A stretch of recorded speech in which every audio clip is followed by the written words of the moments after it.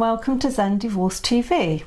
Today my guest is the lovely Monica Castenetto, and Monica is a change consultant and coach and a published author of What's Your Excuse for Not Living a Life You Love. Welcome to Zen TV, Monica. I'm really pleased to have you here today. Thank you very much. I'm so pleased to be here, and thank you for having me. You're very welcome. Monica, can you tell us a little bit more about how you can help people live the life they love? What do you do? Who do you help? So I work with women who come to a crossroads in their life, and typically that's around midlife. It's a classic midlife theme. I don't think there's such a thing as the female midlife crisis, but if there was, that's the kind of women I work with. And they're family women, they're professional women as well, and they just come to a point in their life where what they're doing isn't right for them anymore. Some of them have a good life, but they've outgrown it, and they just know they need something else, but they don't know what that is, and they're in this very uncertain, frustrating, dissatisfied, quite stressful place as well.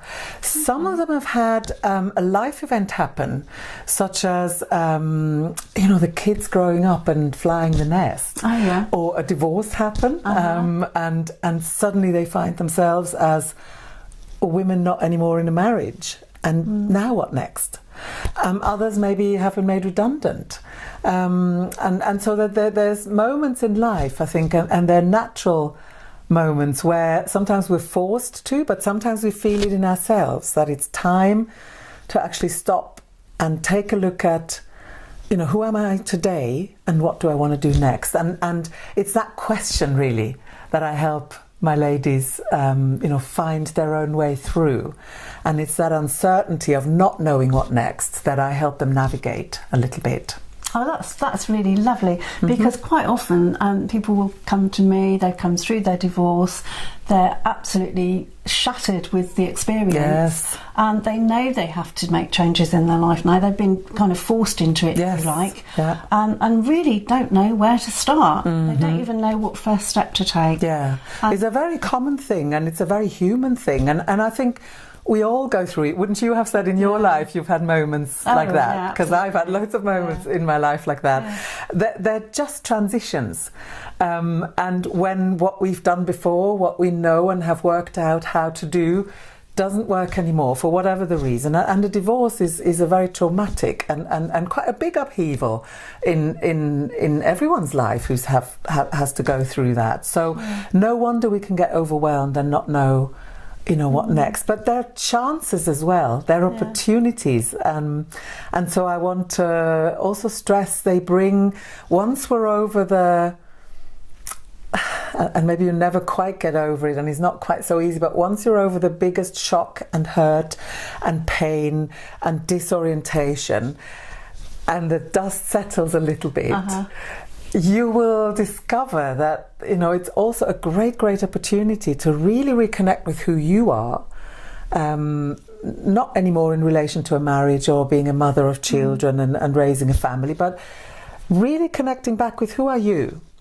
And now that this has happened, now that you're in this situation, what is it that you want, and what kind of life could you live and do you want to live, so that you bring out who you are, whatever your talents are that you have to contribute to this world, to help yourself, to help other people, to live a life that is joyful and meaningful and maybe passionate, if that's your thing, to live a life that is working for you. We don't have to be super women, but just kind of reconnect with what is the essence of what I can bring, and therefore how do I want to live my life now that this has happened, is a great opportunity.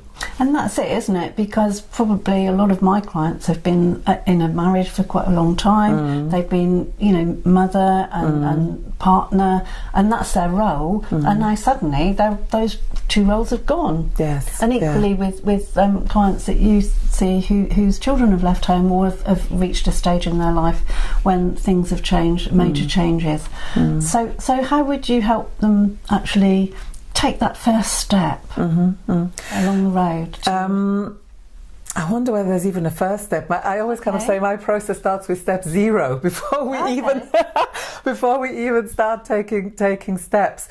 There is something about I call it creating space, but it could be arriving, it could be sort of landing somewhere. And if we're talking about, you know, somebody coming out of a divorce and that's been emotionally really difficult and it's been practically perhaps difficult as well, I think this first kind of step 0 is to land somewhere outside of your marriage, and to find a place where you can be secure enough, where you have a roof over your head, where you have some kind of income, or at least for the next 6 months to a year what you're going to live on, or maybe a means of kind of earning a bit of a living, and just having a way of regrouping and looking after yourself in a place that is safe, whether that is living with a friend, whether that is finding a small home of yourself, or get those practical things sort of settled reasonably soon, so that you have a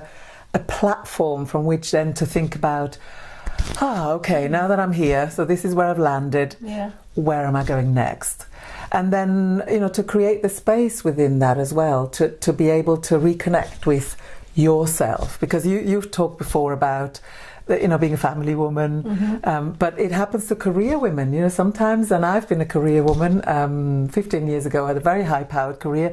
It becomes your whole life, it becomes your whole identity, it becomes all you do. The role of a mother is gorgeous, wonderful, beautiful, amazing role. It can take you over, however, a little bit, doesn't it? It can take you over. And then when it comes to an end, you kind of, a lot of people get bereft. I remember when I took my daughter to uni for the first time, I drove back from Reading and I was in tears the whole way. It was a real wrench to actually let go. And the same with the boys. And then luckily I had lots to do at the time, so I wasn't in a position where I was worried about what was happening, because I'd started a new career at that stage. But I know there's a lot of women out there who perhaps haven't had a career, which is fine, because how lovely to be able to stay home and nurture your family. Totally. But then, of course, when that's gone, there's a bit of a hole and a bit of a gap. And how do you fill that? Yeah, and it's not just the practical hole and gap, the tasks you used to do, the activities you used to do, the love you used to give. It's an identity gap.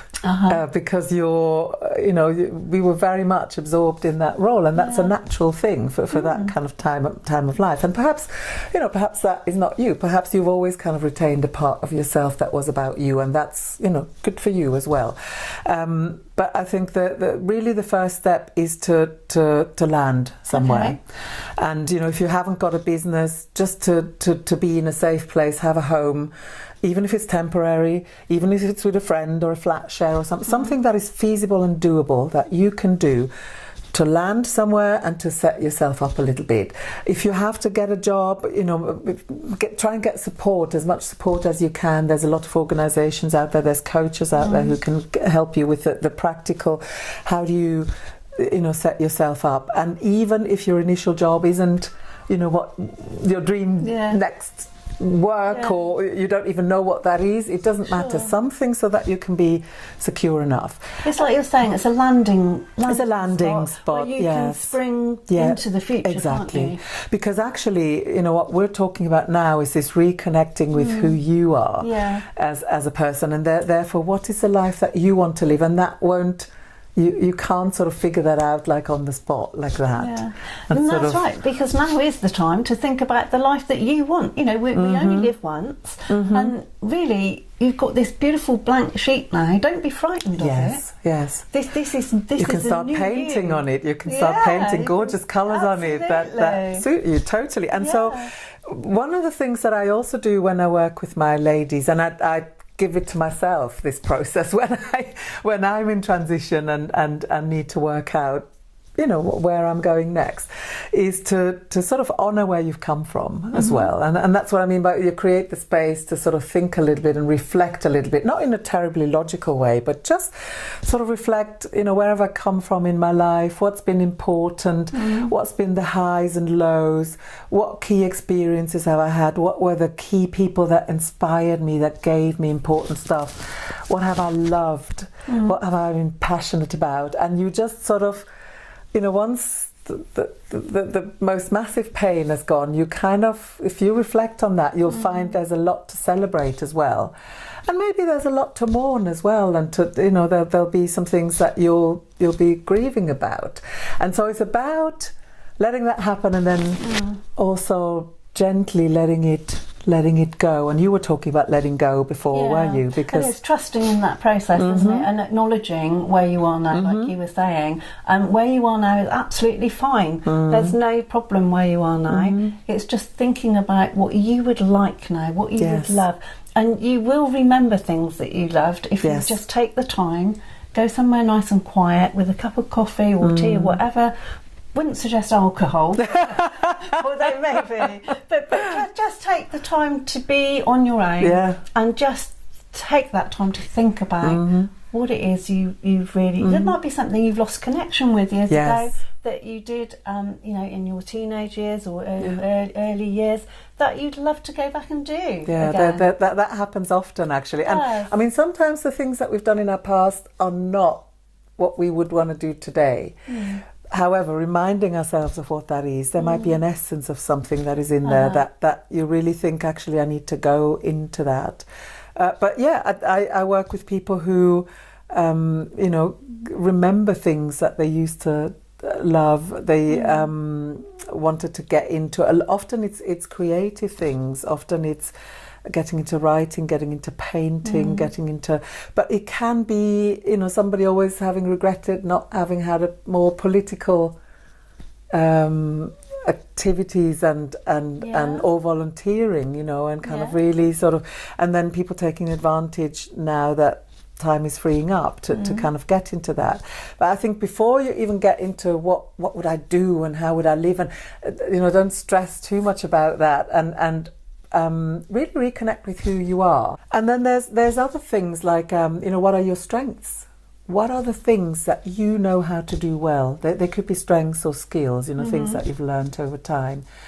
And that's a very empowering exercise. One exercise you can do there, which is quite fun as well, is to ask 5 or 10 people that you trust, you know, in your environment. It could be work colleagues if you trust them. It could be family members. It could be friends or acquaintances, to give you 10 strengths that they believe you have.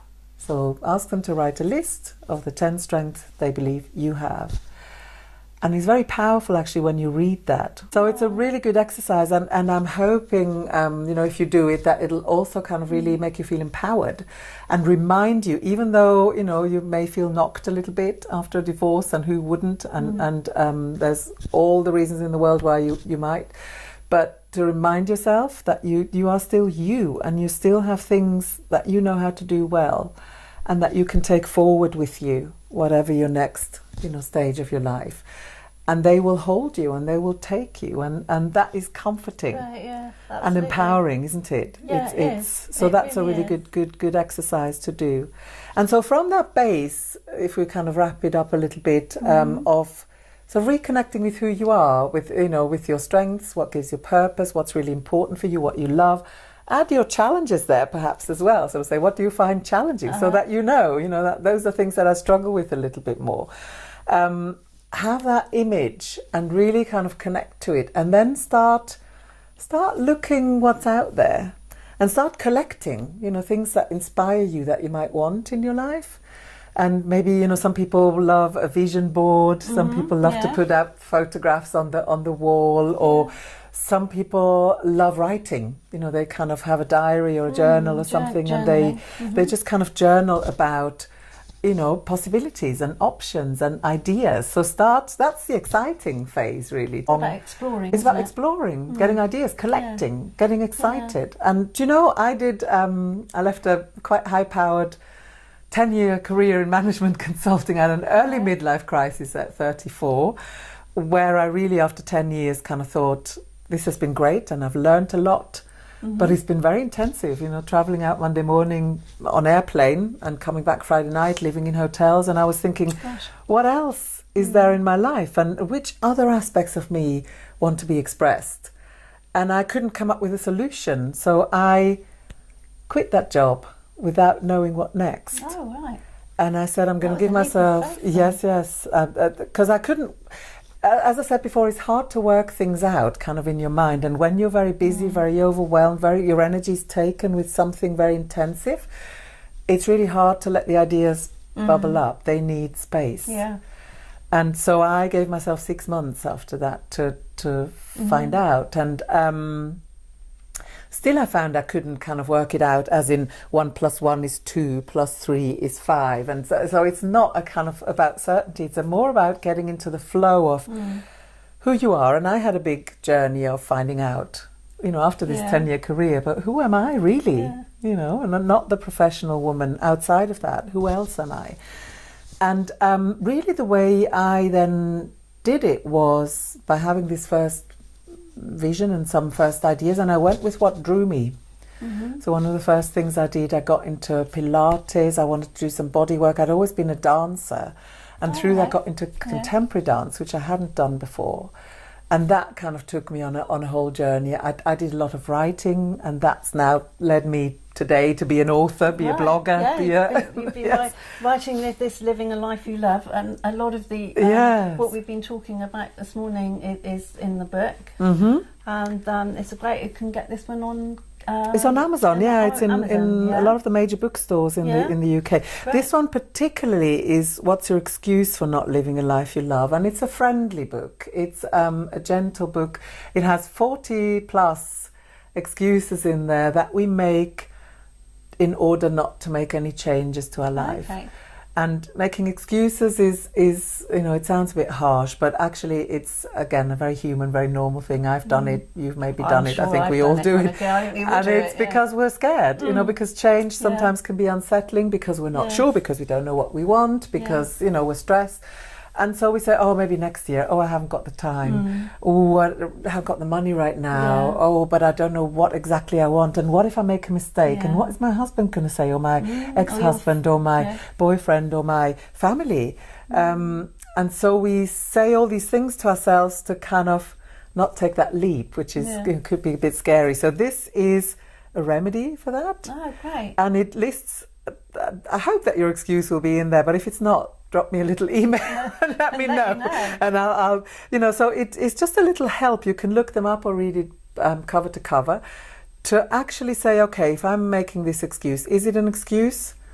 Okay, if I'm honest with myself, yes, maybe it is. And what could I do to get over it or get around it, or, find my way through it, to find my courage, find my practical knowledge, find my inspiration, and actually get going with the change that I want. Well, that sounds like a great read for my clients who've come through their divorce. They've landed, dust is settling, as you were saying earlier, and they just now need to refocus on who they are and where they're going. And like you say, there'll be lots of excuses. Perhaps I can't afford that. I know that's what I used to think.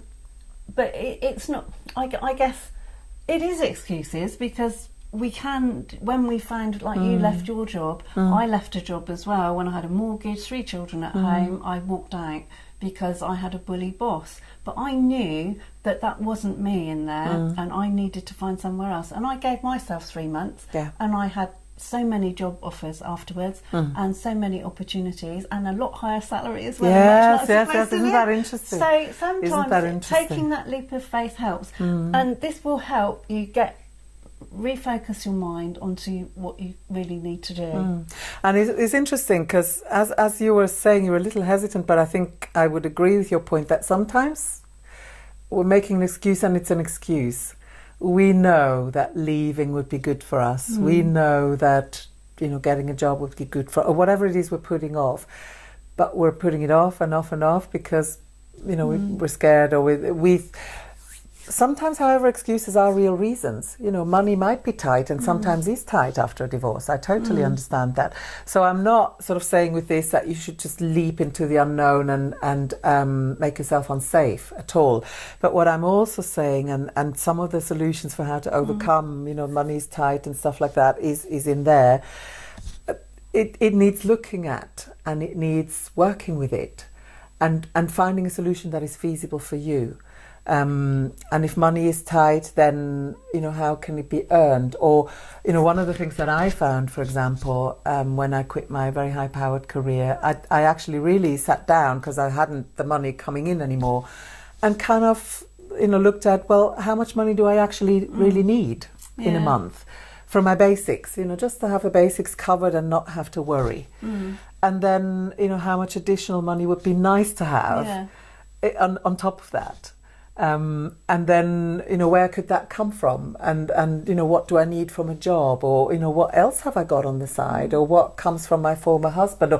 So it's the possibilities are endless, and every person is different. You will have been different than me. And it's just about looking it in the eye, I think, and, working with what there is and finding your solution so it works for you, rather than say, oh, that's a bit scary, so I'm just not going to tackle it right now. And I guess for some people it is a bit scary, and sometimes they just can't think what to do. So in those circumstances, if you really know that you really need to make some changes and you just don't know where to start, that would be a really great place for them to come and see you, wouldn't it? And you would love to help them. Or you. Well, I as well. But you are actually great at helping people know what I wanted after divorce. Who don't know what they want. Whereas I'm quite good with all the practicalities. And sometimes I think, and I wish I'd had at helping them a little bit when they think, well, I don't know. That is exactly what you do, Monica. A little bit of nurturing, a little bit of help, just to guide me on looking at different ways that I could start my own life again and get a life that I wanted, rather than just drifting, because that's the problem. I drifted a lot, and I drifted into lots of different areas where really I shouldn't have drifted had I got some support and help at the time. And I think it's so important that we ask for that help, and it's not. There's nothing wrong with asking for help. No, my God, no. Some people think absolutely that they need to do everything on their own. You don't have to do everything on your own.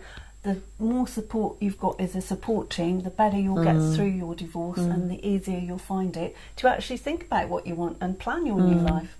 It's interesting what you're saying. Absolutely, about the getting help, because sometimes we can, and I do that sometimes. So I have coaches and have worked with coaches and always will do that, because when we're in a transition and it's overwhelming and it's difficult and maybe emotional, our minds tend to go around the same kind of loops again and again and again, and actually working with somebody else who will hold you in that space but will also help you think differently or reflect differently. And my coaching approach, it has a structure, because I help, and a lot of my clients actually say they've appreciated that, because when everything is up in the air, it's very scary, because you don't know where to look first and what to settle first, and which direction to go. So to have a bit of a structure can really guide you. It's like, you feel out at sea and you see this vast expanse of the sea, and you think, like, where the hell am I going here? If there's a little bit of structure, I put some pegs in. I just suggest, okay, here's the next step. Let's kind of go there first, and then let's go there first. And I will never tell you what to do, but I will just help you navigate, where to go. And then also some of it is structured, and there's maybe perhaps a logic to it, but a lot of it is actually intuitive. It's about reconnecting you with yourself so that you can come up with your own wisdom and your own ideas and your own vision for what it is that you want to do next. And I think that's a slightly different type of coaching, isn't it? Because coaching has this aspect as well of helping you make things happen, which, for me, that comes, for the ladies that I see, that comes after they have understood a bit more about themselves and what they want. And then we can do the practical bit, because that's really important as well. So once a vision has emerged, and it's my passion really, I hear so many life stories as part of my work, and it's humbling just to see what people come through, and what people how people survive and how people thrive again, and how people, and also what the courage that I see in the women who come to me, and how they just are able to go on and reinvent themselves is totally inspiring. And I love hearing the life stories, and then I love feeding back, well, I see there's a bit of a theme here, or, you know, you said that before, and how does that go? Not in a challenging way, but more in a kind of, and then, you know, help facilitate that vision to come out of what might be the right thing next for them to do. So then, you know, once you've got that, it's about the practical stuff, because then, okay, so now I know that I want to, you know, move to the coast and have my coaching business, or be an artist, or, you know, work in a charity, or, you know, whatever, to find a new partner, whatever it is that in your next vision, you know, work on my health. I think that's the thing. It's really, when you said, you know, have your own coaching business, I didn't know that that's what I was going to do. It's through exploring with a coach. I was, you know, my mindset was, I need to find a job. Actually, and in the beginning, maybe you do, if money is tight, just to get something in. But maybe that is just like you said, the springboard for you to actually do something more creative. Maybe you want to start your own business, or have got an idea to start, but you just don't quite know, or you haven't even thought about it. But with coaching, we unravel, or we unpack all these things that people perhaps have been thinking about and thinking, oh well, no, that's not for me. We help people look at things like that, don't we? And we do hold their hands, and I love that as well. One of the things I love is when somebody comes and is really rattled, you know, by something that's happened, and maybe, you know, the confidence has gone. It's happened to me. It happens to everyone when life happens sometimes. And, you know, one of the key things that I see is my role really is to kind of provide sort of emotional support and holding you in that place and strengthen you in that place, and help you take those exploratory steps and not be afraid of making mistakes, and find that excitement again of trying things out. And, you know, sometimes we can tease out the vision, but then I'm very encouraging, because that's how I moved myself forward. I went towards what drew me, the next best step. And then I noticed how I felt with it. Is it right or is it not? Sometimes I had to let it end because it wasn't right, and sort of say, okay, so I've learned a lot from this, but I've also learned it's not for me, and that's good. Garden design was one of the first things I did.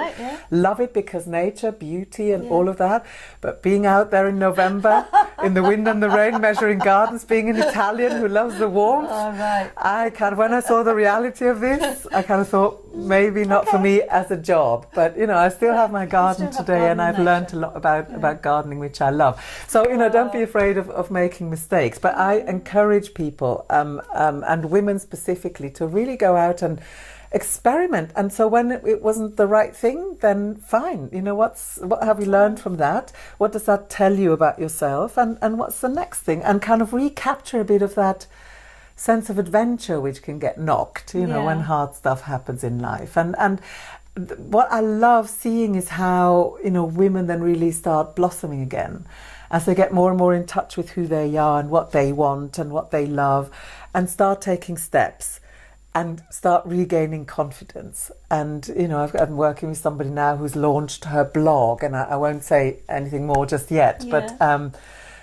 you know, who has really built her confidence to put her writing out there and kind of publish it as a blog. And she's now getting people responding to it, and she says, oh, that is really extraordinary, that actually what I'm putting out there, you know, is being read by people, and how different she is now from when she started, where she really kind of thought, oh my God, you know, what if you know, I get bad reviews, or what if people don't like, or what if nobody comes?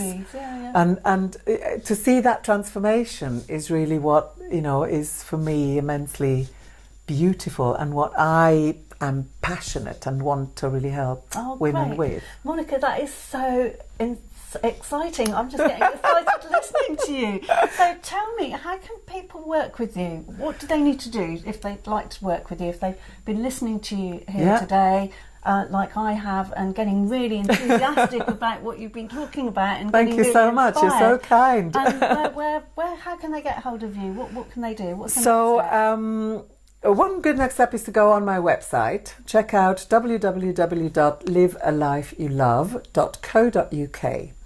and just have a mooch around and see, because there's a lot of free resources on there. There's I don't know whether we've shown this so far, but this is the ebook. I think you mentioned it in the beginning, which is free, by the way. If you like to go on my mailing list, you will get this as a big thank you for free. How to know what you want, 10 ways in 10 days, and that's really a good way of getting a taster of, you know, what I'm like, how I coach, but actually getting some really good stuff that will help you work out over 10 days with a commitment of 5 to 30 minutes a day. Reconnect with yourself and kind of find out yourself what you want. And you'll get a bit of a taster of what I'm about, how I coach, what I believe in, and you can see whether it's useful for you or not, whether it's the right thing or not. And that's one way. And then if you fancy doing some coaching with me, I'd be absolutely delighted. And always very happy if you're thinking about it, but you're not sure. Always very happy to have a chat, you know, and it won't cost you a thing. Just we'll speak on the phone. And because what I want to make sure is that I understand where you're at, what you need, you know, what would help you in where you're at.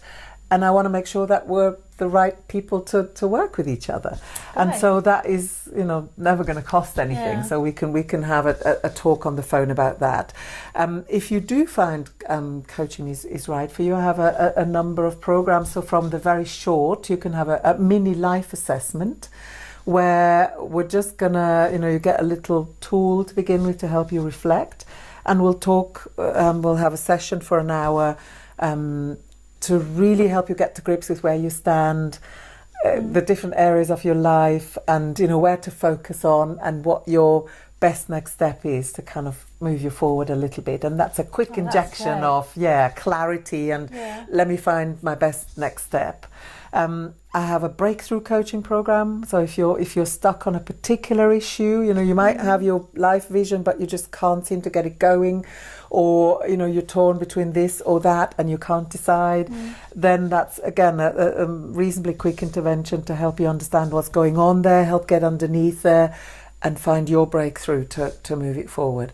And then there's the longer program. So if you're in a place where you're just thinking, right, now is the time to stop for a minute before I launch into a next thing and I'm not sure what it is, just reflect with somebody, you know, who will reflect with me and reflect stuff back about where I'm at in my life, who I really am, and what is good for me and what is not good for me, and start me experimenting, help me tease out a vision, help me make a bit of a plan, help me get started so that I can feel moving again. So there's that as well. So, you know, the whole range of things that you can get involved in. Sounds really exciting, Monica. It is exciting, isn't it? I'm getting all excited. And we've been talking about maybe doing a workshop together as well, which I think would be another really interesting way. It's going to be great. Yeah. We'll talk more about that when we've gone through the planning stage and got a little bit more information. We'll have a little chat about that so that people can see. But thank you so much for coming along today, Monica, and thank sharing you very much. all this thank you for having great me. information. And I feel kind of elated after the conversation myself. And your book is on Amazon, that you said. It's on my website as well if you want a signed copy. And your download is on your website. I would strongly advise anybody to download that and go through the 10 days.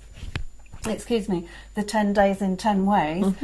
Really, really useful information on there. It'd be lovely to hear your feedback as well if you're doing it. Let me know how you're finding it, if it works for you. You know, it's out there, so do use it. And if you're interested in coaching with Monica, then she's explained how you can get hold of her. There'll be a little note at the end of the video on the last slide giving all Monica's details, contact details, and where you can get this information from, again, in case you haven't managed to get your pen and you're trying to scribble it down. So the slide will be there letting you know. And thank you very much for coming today, Monica. It's been lovely. Thank you for listening. Thank you for inviting me. It's been amazing talking to you as well. Great. Thank you. Thank you. Thanks a lot.